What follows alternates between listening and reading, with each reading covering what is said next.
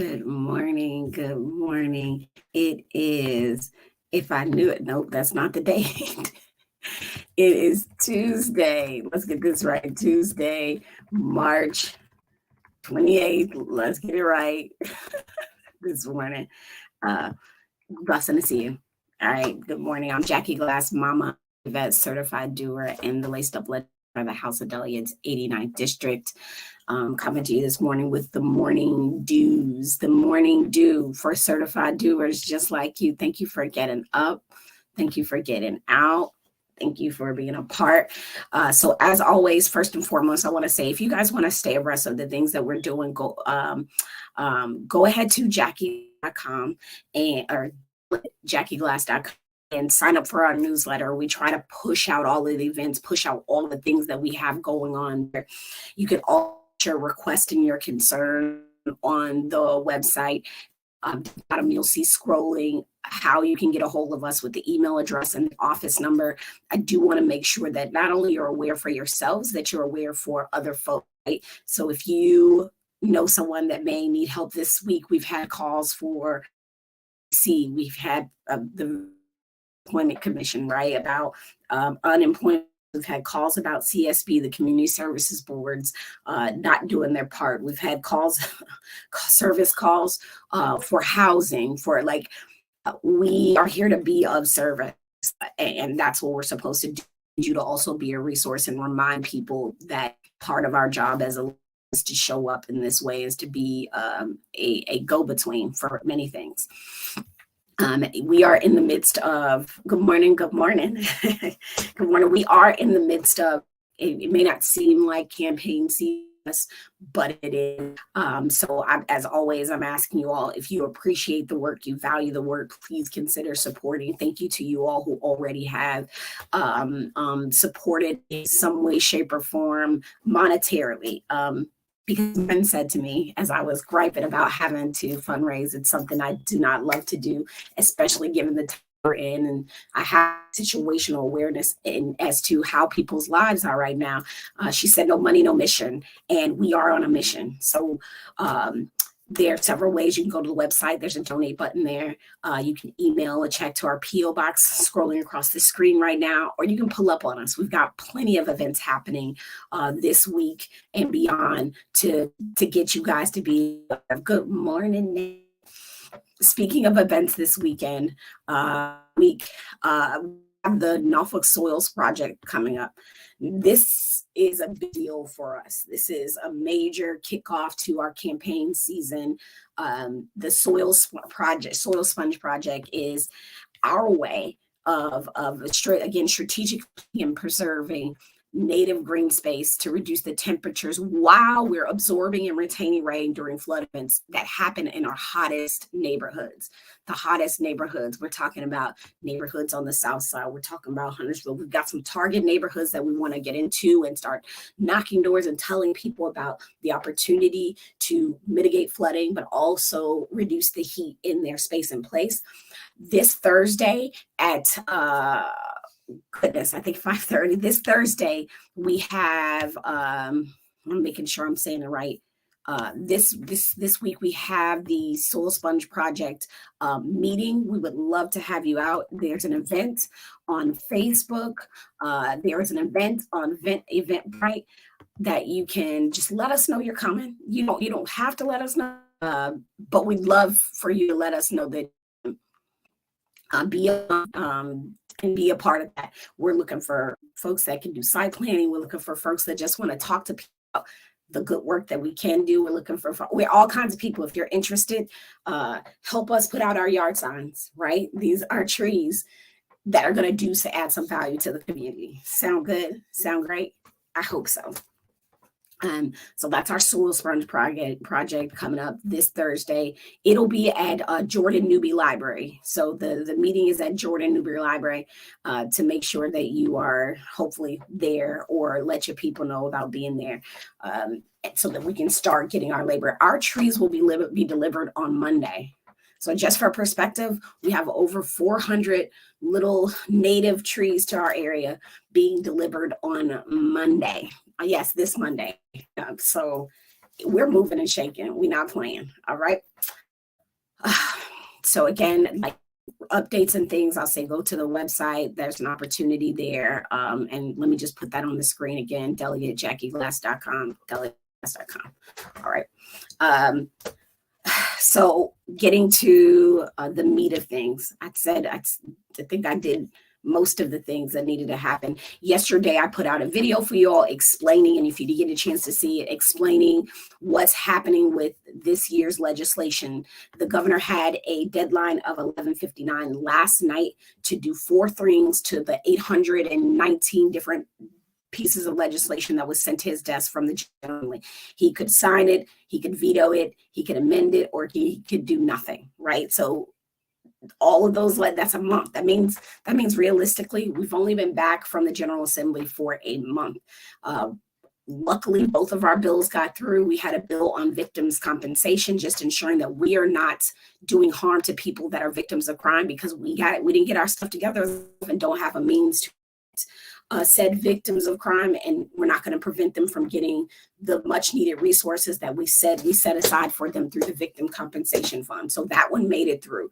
The second bill that did get signed, which was the only other bill to make it through the General Assembly, was a bill for guardianship and financial records.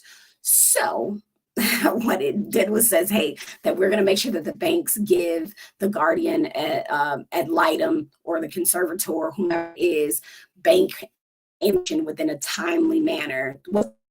When becomes a guardian, they're looking for bank information. They're just making sure that person's information is set up, that there hasn't been any financial abuse by other people on the outside, so that when they get the full picture of what they're walking to as a conservator or a guardian ad litem. So that bill to just set a timeline to get the financial institutions on board there. So those two made it through. We'll have to go back to Richmond, because after 3 Wednesdays, right? So 3 Wednesdays after the governor does all of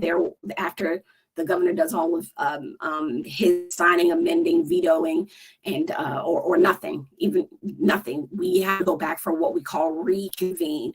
So we are reconvening from the regular session to take action, right? Because the government, cannot bring forth legislation. He can ask a legislator to bring forth legislation for him, but he can't outright make changes or veto. When I say veto, pretty much canceling.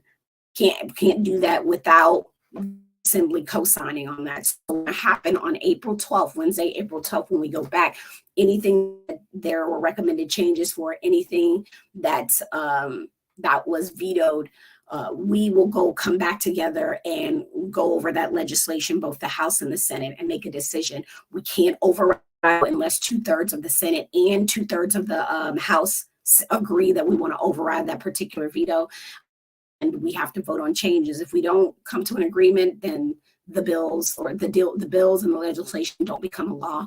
All of these things, all of these acts that do make it through the test into law until unless that particular legislation said that it will start another day. So for you all, July 1st is a big day where a lot of things are it's wild to think, like over 800 things are changing within our code all at once. What we will always try to do is make sure that we give you a synopsis, an overview of what those things were that will be changing July 1st, the high level things. Some of you might not care about guard or victims compensation, but you might care about, the tax code. You might care about, so we'll make sure that the highlights are there, and that we'll be doing another in one of our town halls, because as you know, we do a town hall once a month for you all, that's a thing. Thirdly, we are getting ready our town halls for redistricting. I need y'all to understand this is a big deal. Okay? Redistricting, I hear you, I understand the sense that it is confusing. Yeah, like it is difficult. What the heck is going on?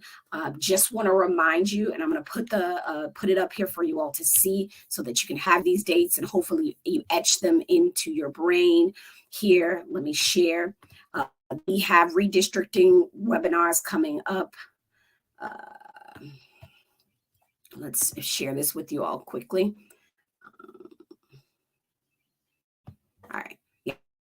So you should be able to see our redistricting webinar that we have coming up. We're going to learn about it again. So that is, let me get this off of here. It doesn't need to be here. I don't know why that is there.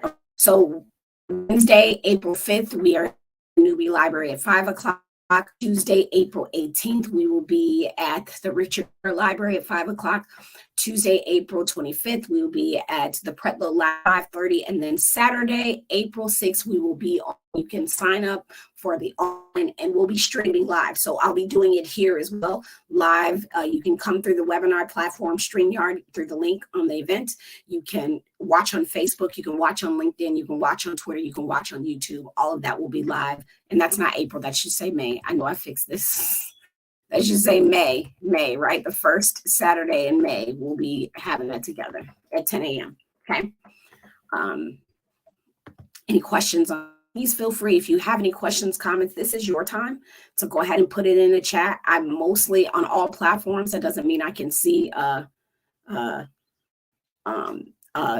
things. So if you got a question, comment, go ahead and put it in the chat. We must leave from out of her. Oh, what, Everett? I don't know what you're saying. What's this? Your sentence, you must leave from out of her. So let me know what you're talking about, because I'm taking questions. If you got them, put it in the chat. Let's keep it moving. All right, let's get to this gun violence thing, right? Like, let's get to the nitty-gritty of all the things. I will tell you this. The other day on Monday, I dropped my little citizen off somewhere in Hampton to go to a college visit. And all the way up before that college visit, I was nervous. I was having all kinds of feelings. I'm trying to figure out where it was coming from, right? Where was this angst? Where was it even coming from?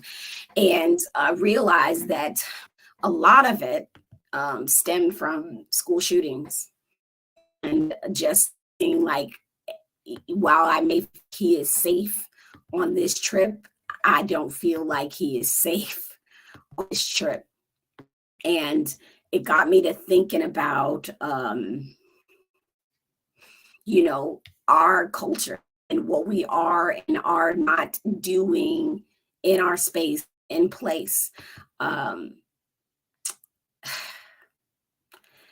As you might know, hold on. As we know that the number of mass shootings that we've had since 1982 to March, legally, the shooters' weapons have been overwhelmingly shooters have obtained these guns legally. I say this from a place of being a gun owner, right? And understanding, but not feeling like I wish we treated the 15th Amendment the same way we did the Second Amendment, right? That's just, it's there. But when I look at some of the worst of the things that have happened, whether it's the Las Vegas, let's just say this, I think since 2007, most of our I think our top,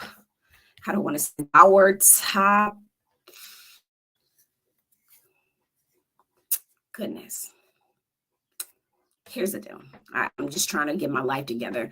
In the United States, there is estimated the United States are estimated to have the rate of civilian-owned farms in the world, right? We have more than double guns in our country than in second place, which is Yemen, which is the second highest, right? Unfortunately, along with high gun ownership comes a higher number of homicides with a firearm, which in 2019 were 10,000, over 10,000. And so I started doing some data. I want to talk about it from a place of like of truth, right? I just want to look at the data. I just want to look at what we're doing and what we're not doing, and be really honest about where we are as a country. So we already know that within the United States, everybody knows how you have to be to order and purchase shotguns, rifles, and ammunition, right? You got to be at least 18 to purchase firearm. Some people may, there's some restrictions, right? People that are dishonorably discharged from the military, certain tourists, who they sell to, but guns are supposed to be sold by licensed dealers. They're supposed to undergo background checks, but those are not extensive. But there's the gun show loophole, right?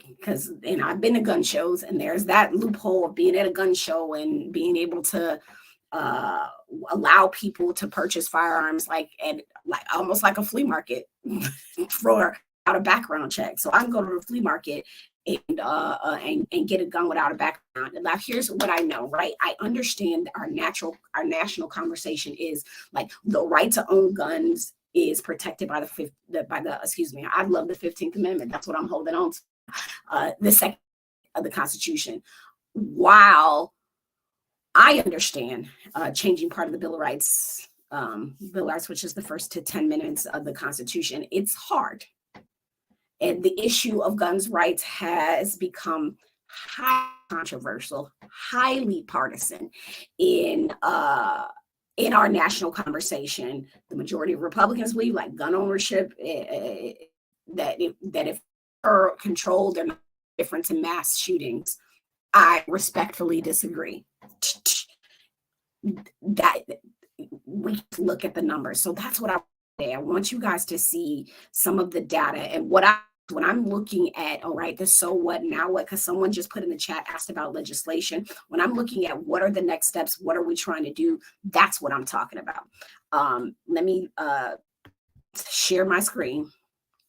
I'm going to share with you this first legally owned, this is right. So what this is showing us that the mass shootings from 92 to 23, most of the guns that happened in our mass shootings were legally obtained, right? Legally, by far. Even if we took and looked at the guns that are not determined whether it was legally owned, we're still at a big sit here, right? Over half of the time. That's a problem, right? So that's indicative that we're talking about mass shootings, and I'm not disrespecting or disregarding shootings that happen. I just was driving by my neighbor, his cousin that because his cousin got shot last week. Really, like I see gun violence in my community. I see it, I feel, right? I'm not disregarding that, but if we're simply talking about mass shootings, right? And if we're looking at over the past, most of the mass shootings that we've had, you all, to be the worst ones we have happened since 2007. What's happened since 2007? Las Vegas has happened since 2007. Orlando, Virginia Tech, Sandy Hook, Texas First Baptist. We're skipping movies, that one. El Walmart shooting. You have all Rob Elementary, Marjorie Stone, in Parkland, and the San Bernardino shooting, and the Birmingham. Like many of the things have happened since 2007. Within this last decade, most of our mass shootings have occurred. That's something to me. Legal within the last decade. All right. So I'm looking at these things, and I want you to look at these things the same way that I am. I don't think you guys can see it clear. Let me make it a bit bigger. Let me take myself out of the picture. Maybe a little bit better, right? So I use Statistica as a means to go information about a myriad. It could be for gun violence. I'm just letting you know my resources so that if, hey, I want to take a look at a particular data set, that this is what I want to do. This is why I want to do it. Because it's there. The information is out there, and I'm not going to fuss with nobody. I'm not trying to fuss with it uh, or over philosophical things. We want to go to the depth. Now, since 2007, there's been this up and down curve of family owning firearms in their house. Like, the problem is that, one, there's a cultural difference with the significance of firearms in the United States. This we already know, rather than opposed to other places. But the opposed, the sort of opposed to the people that oppose current regulation, right? In any form, right? You can't even say it without there being this, right? Like this thing, the anger. There's a large amount of deaths due to firearms in the country, and there's a large number of guns in the. There's an apparent comparison of all of this. I think I'm still sharing with you. Let me stop sharing. Let me stop sharing, right? And please drop your thoughts, comments, because we're just specifically talking here, right? We're not talking philosophical. I'll be straight up the data side, because I believe in responsible, and I believe that we have to take steps toward, like, it's a committed choice. Either you do, and that there's a high frequency of gun violence that's apparent there's an apparent comparison in developing countries. And so states ourselves, we fallen victim to a number of mass shootings in the past 2 decades. And like I just went over with you, many of them, the most recent with the most deaths, have happened since 2007, which is the last 10 years, which is in the last decade, we have to raise questions over the ease in which a person can obtain a firearm. Now, there's this movement that holds this very significant position in the public political discourse, and I'm going to say enough is enough, right? Across the meaningful change. This is what we're in regards to the legislative piece, legislating or the of firearms not occurred. I said meaningful. I want to underscore that. And the problem here is that the critics can point to they can point to the, but I am pointing to the influence of the NRA, the National Rifle Association, through their lobbying to public officials, is a huge part of our problem. The issue with them too is because the NRA is not just a space. The NRA lobby for the interests of gun manufacturers, the people that make the gun, which have continued to rise and fall since the early 2000s. And so as we look at this data, there is no way, there's absolutely no way that we can disassociate our number we have, the ease of the ease that people have in getting in our mass shooting, gun violence, we can't disassociate them, period.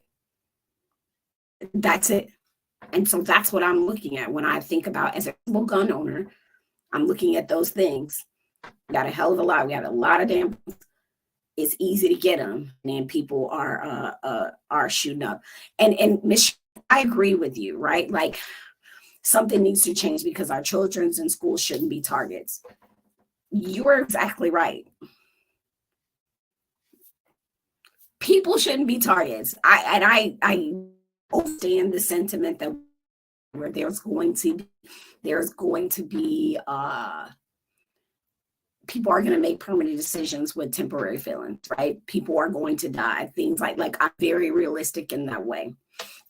But we are taking away what we're by our inaction. Our inaction is taking away the innocence of our children, which happens in a lot of communities, even without the mass shootings.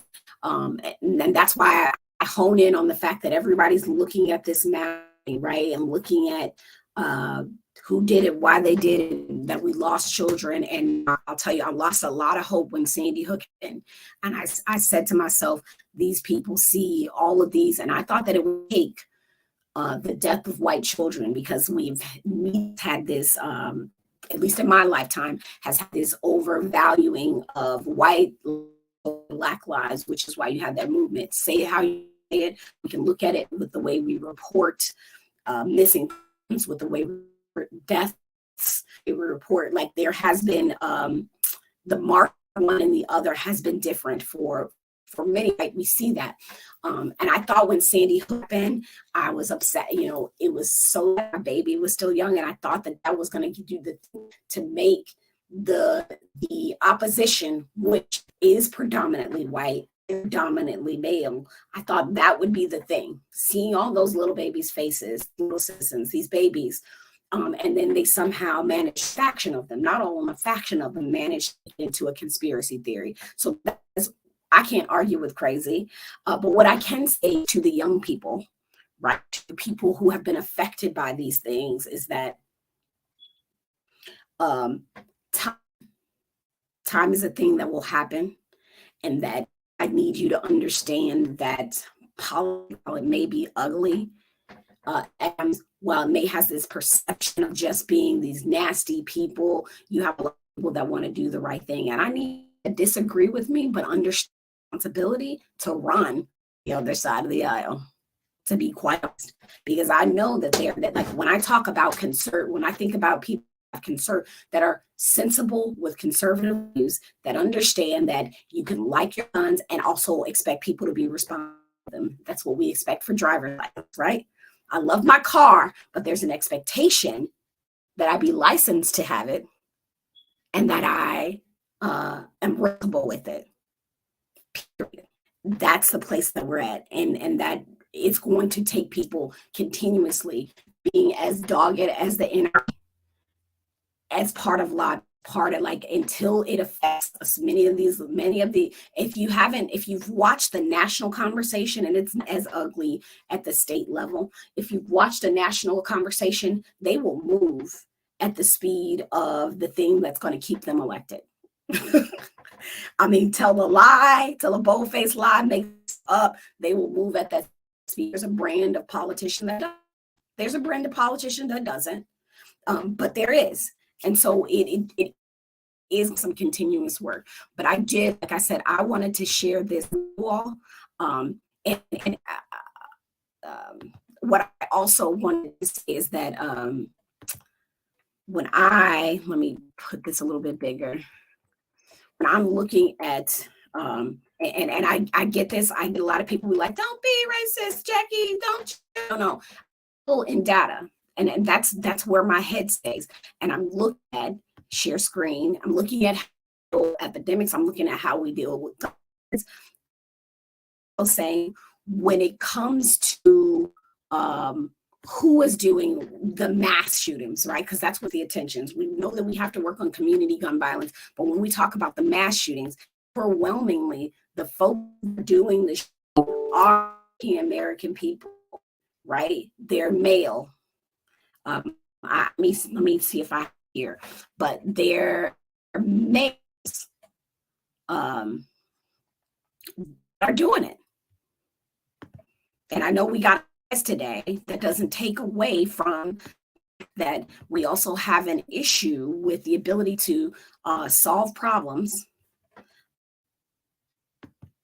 I think I have a chart that talks about the gender disparity in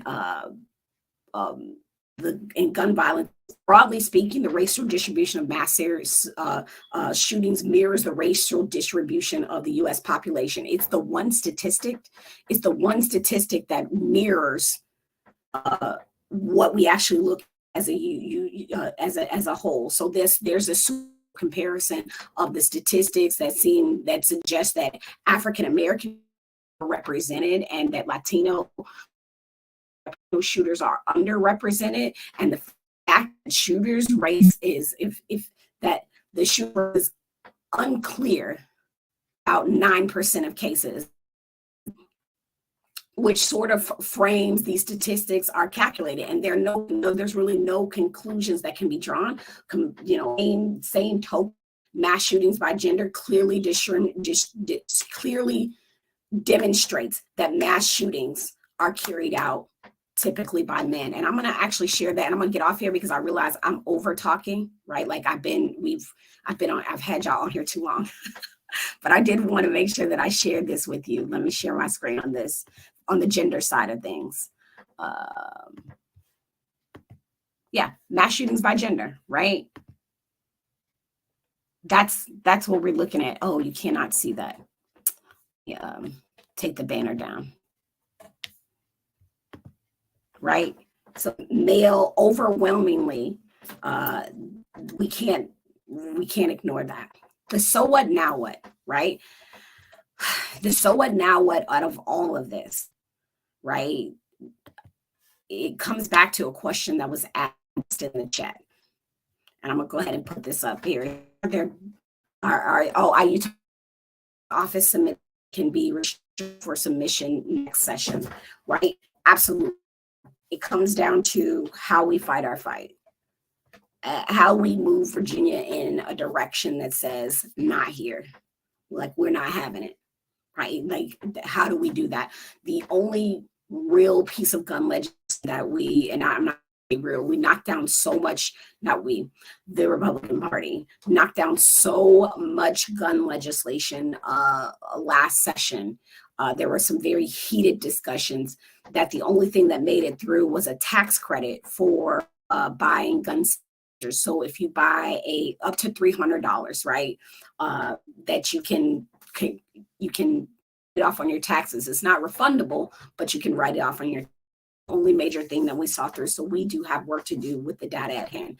So yes, there are bills that we submitted that can be restructured, but now is the time to start looking at this information and start moving towards, keep pushing towards legislatively the things that we can do because the is there. We're not going to solve the mental health crisis overall. Like we're not going to, and have to look at who's doing it predominantly and why. Is the fix there, whether it's in the community or it's on a mass, but then there's a way to fix, and that is it. Like there has to I don't know how many more people it's going to take or that we need to be affected by it in order to realize, we got some work to do. I am at 32 minutes. What I will close is that there are many opportunities to engage with us on whole. We will start doing legislation just for you all. We'll start doing citizen legislation in June or July. So we're not doing that until the summer. I'm not even looking at legislation for next year until the summer. And that will probably be after we do summer school for certified doers. As you guys may know, we have a program, summer school for certified doers. And if you are thinking about how you can learn this process, how you can get involved, how you might be able to, I'm trying to make sure I have it here. Let me share this. The summer school for certified doers, like that's real. We will be doing summer school. Well, we will go through the entire legislative process. We will build bills. We will do all the things, right? We're going to take it from start to finish. This is for you. This is for anyone that is confused. This year, we will actually do summer school in person as well, because I got that feedback that some folks were like, hey, I appreciate the online thing, but I would love to be able to do summer school in person. So we will. So keep that in mind. Keep your ideas written down. Keep engaged. It is okay to reach out to us and be like, hey, can you put this on radar? Because we have begun our list of legislation. We've started it. We're not working on it.